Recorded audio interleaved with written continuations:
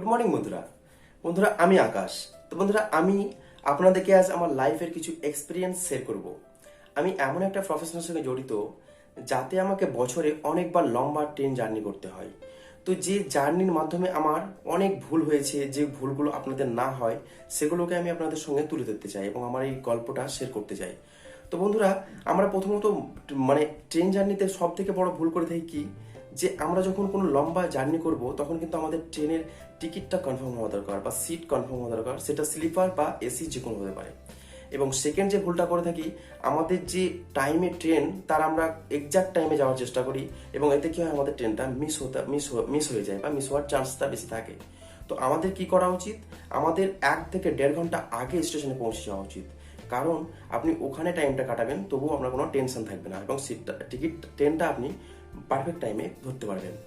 তো এবং যে পরবর্তী যে প্রবলেমটা আসে, আমরা যখন সফর করে থাকি তখন কিন্তু আমরা অজানা লোকের কাছ থেকে কিছু খাবার খেয়ে ফেলি। এটা কিন্তু একদম ভুল। কারণ অজানা লোকের কাছ থেকে খাবার কোনোদিন খাবেন না। আমার একটা বন্ধুর এরকম ধরনের ঘটনা হয়েছিল, যে সে যখন লখনউ থেকে কলকাতা যাচ্ছিল, সেই পথে তার সঙ্গে কি হয়, একটা ফ্যামিলির সঙ্গে দেখা হয় এবং সে ফ্যামিলিটা তাকে পয়জন খাইয়ে দেয় এবং সে বুঝতেই পারে না, পরবর্তীকালে সে হসপিটালে অ্যাডমিট থাকে এবং সে দেখে যে হ্যাঁ, তার সামান সব হারিয়ে গেছে এবং তার কাছে যত পয়সা ছিল সব হারিয়ে গেছে। তো এটা একটা খুবই দুঃখজনক ঘটনা। তো এই রকম ঘটনা ঘটতে পারে আপনার সঙ্গে। এবং পরবর্তী যে প্রবলেমটা হয়, যে আপনি যখন যে পয়সায় নিয়ে বার হবেন ঘর থেকে, সে পয়সাটা যেমন এক জায়গায় না থাকে। এটা একটা ভালো পয়েন্ট। আপনি মানিব্যাগে বা ওয়ালেটে কমসে কম 400 থেকে 500 টাকা রাখবেন, বাকি টাকাটা অন্য জায়গায় শিফট করে রাখবেন। আর টাকার সঙ্গে কোনো সময় ইম্পর্টেন্ট ডকুমেন্টস রাখবেন না। এতে কি হয়, টাকাটা চুরি করার সঙ্গে সঙ্গে ওই ডকুমেন্টসগুলো আপনার চুরি হয়ে যেতে পারে। আর সব থেকে বড় কথা, ট্রেনে যখন সফর করতে যাবেন তখন আপনাকে নির্দিষ্ট সামান, যেমন ফিজিক্যাল টিকিট, খাস করে পয়সা, ড্রাই ফ্রুট, কিছু জামা কাপড়, স্লিপার এবং ব্রাশ, টুথপেস্ট, এসব কিছু আপনার একদম নেওয়া দরকার। তো এগুলো ধ্যান দিবেন।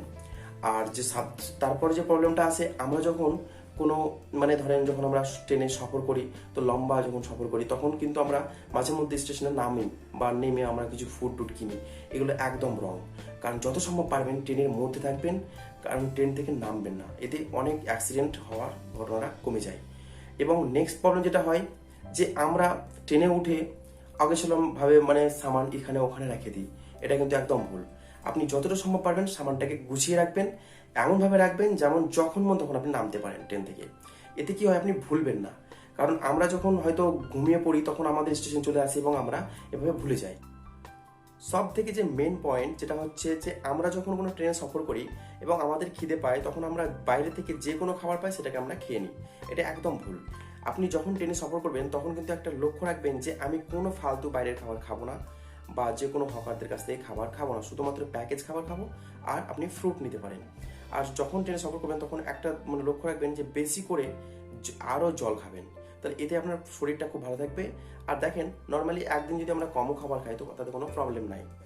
তো আর আমি ভালো একটা খবর আপনাদেরকে মেসেজ দিব, যে আপনাদের যদি ভুলবশত কোনো ভুলেও যান কোনো জিনিস, তো আপনারা কিন্তু সেটা ফেরত পাবেন। কিভাবে?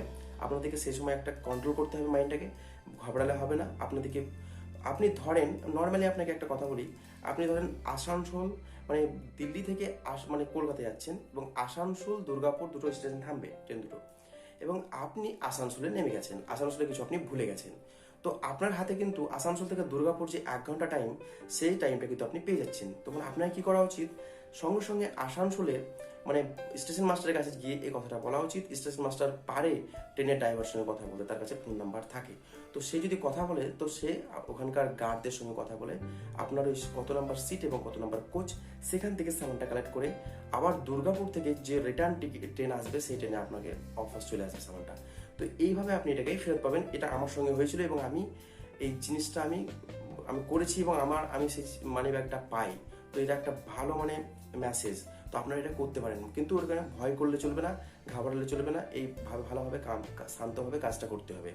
এবং আমি মূলত এইসব কারণ, এইসব প্রবলেমগুলোই বা ওইসব ভুলগুলোই আমরা করে থাকি। তো আমি আশা করি যে আপনারা এইসব ভুলগুলো থেকে দূরে থাকবেন, তো আপনাদের সফরে কোনো প্রবলেম আসবে না।